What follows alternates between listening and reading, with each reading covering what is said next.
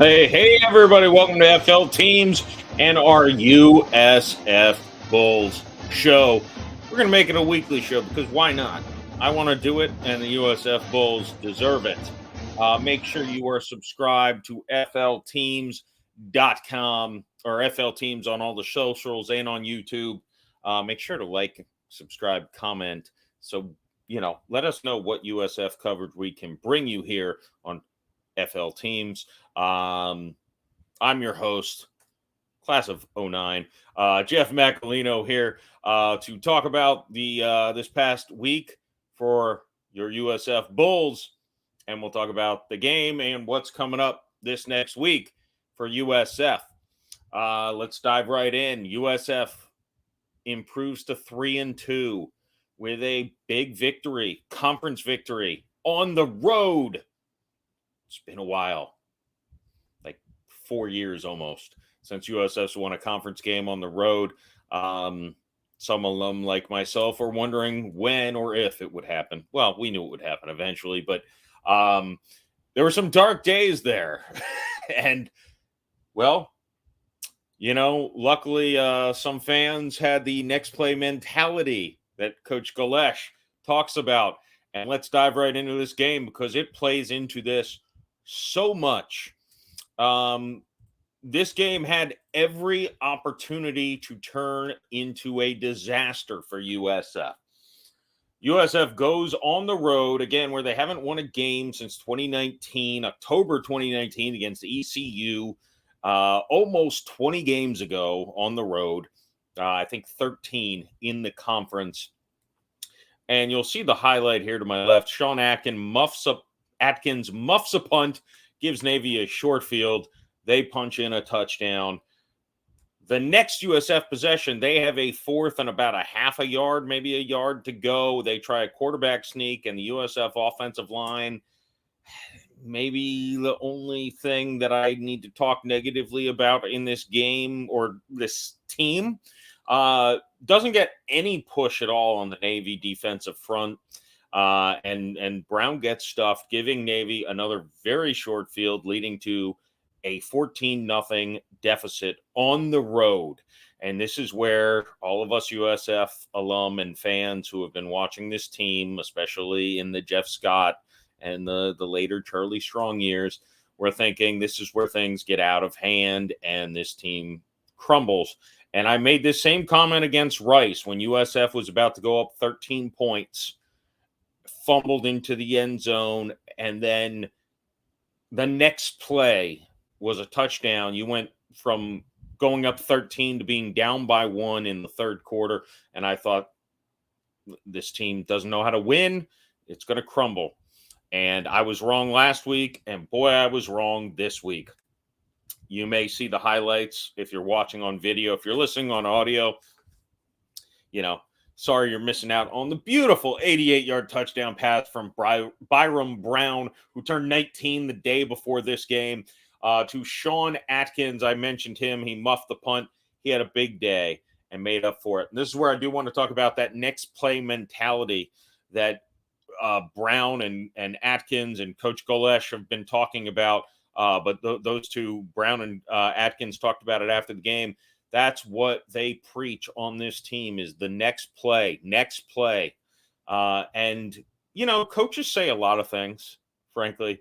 And most of the time it's coach gobbledygook that just means nothing and sounds fun, like Ohio State's moron coach saying, it's always been Ohio against the world.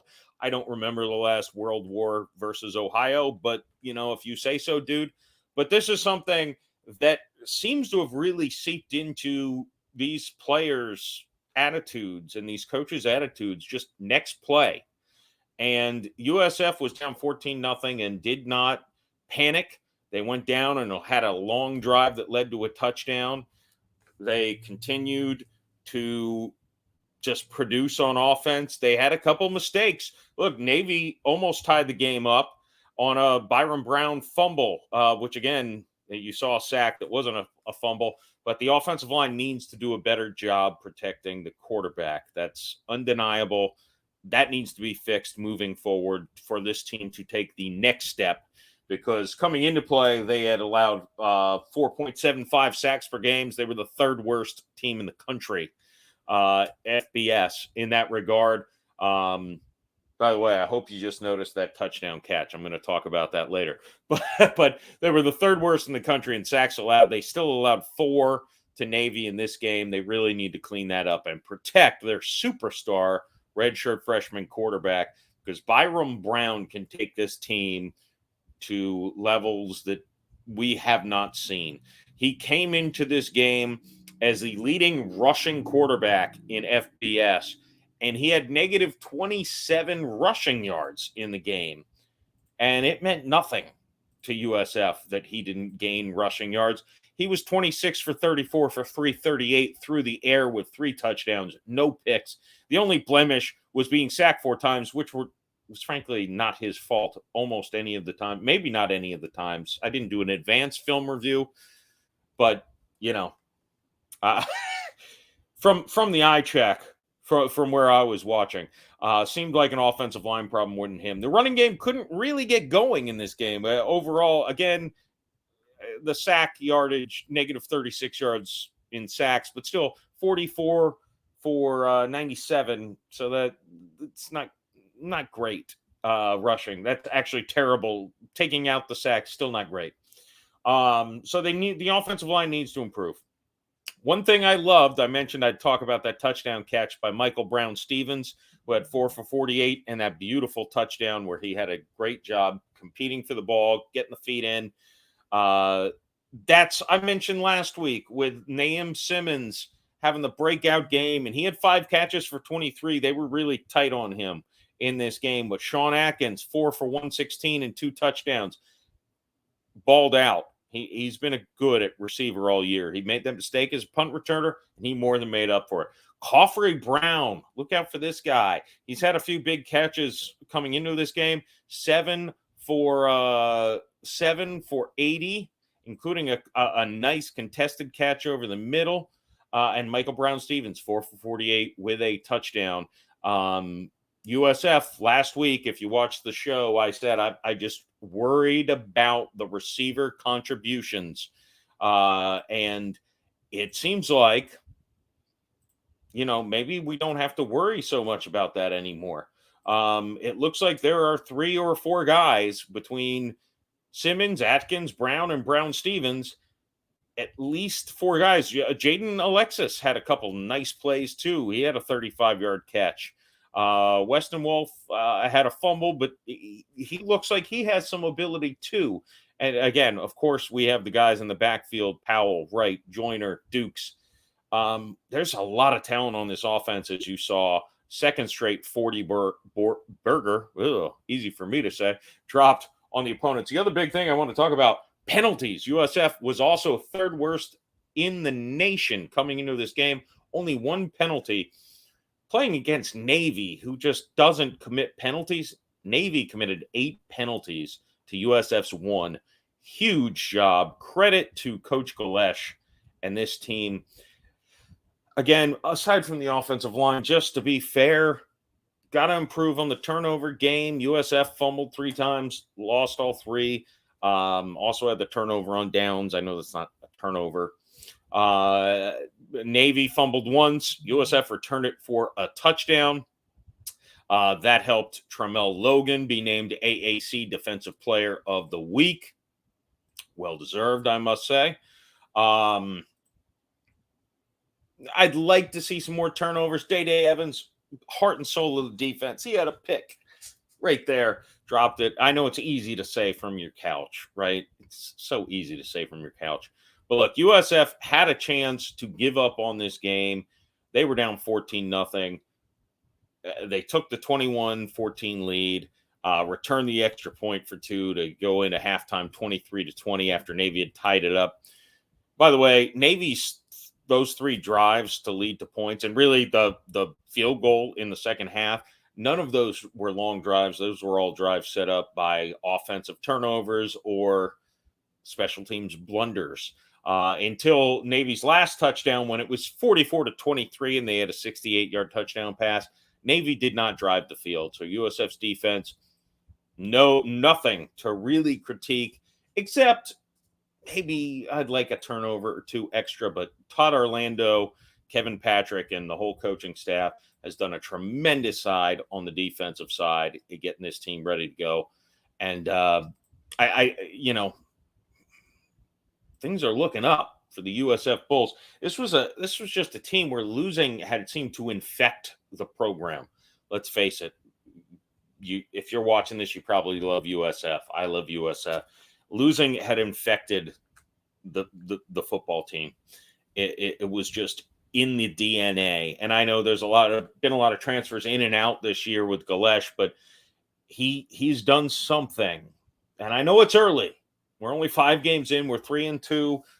We're riding high at the moment. I know it's early, but it just seems these last 2 games, these last 2 victories, where the team faced some turmoil, whether it be in the first quarter or the third quarter in both games, they overcame it, didn't seem to get worried, concerned, didn't seem to compound their errors, which, this has been a school, frankly, that, we kind of stack our mistakes. And now it seems like we're stacking victories for the first time in a long time. And I think we've got more to come. So looking forward this week, we've got UAB, coached by Tampa Bay legend Trent Dilfer. They're 1-4. They lost their first American Athletic Conference game to Tulane last week, 35-23. The week before that, they lost to number 1 Georgia, 49-21.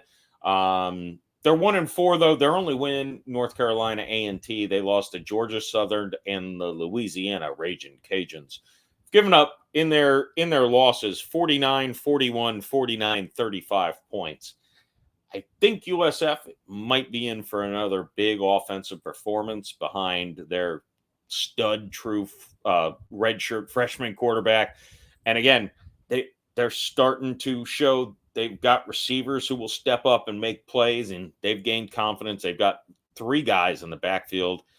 Kelly Joyner kind of seemed to be more in the backfield again in this game. So 4 guys in the backfield who have confidence and ability back there. I don't know. I'm feeling awfully optimistic. And I know that Florida Southern teams ranked USF 3rd behind just FSU and Miami in their power rankings this week, which I think is fair. So here we go. Going into UAB.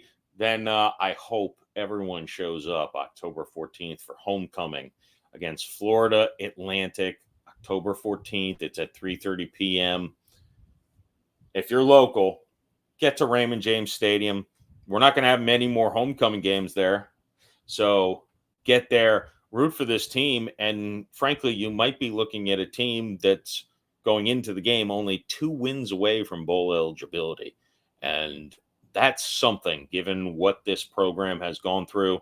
They deserve our support, our love, our respect. And I'm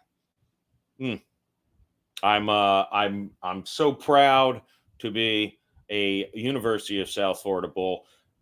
Please make sure to subscribe where you're watching this. Like this video on YouTube or wherever.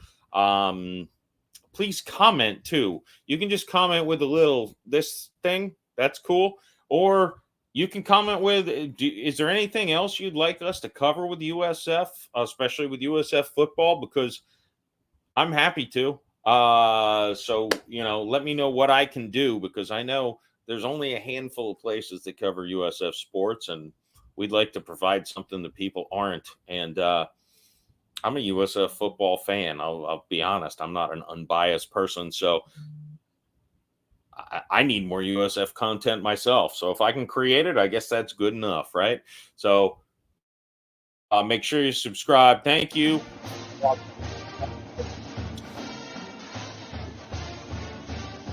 Go Bulls.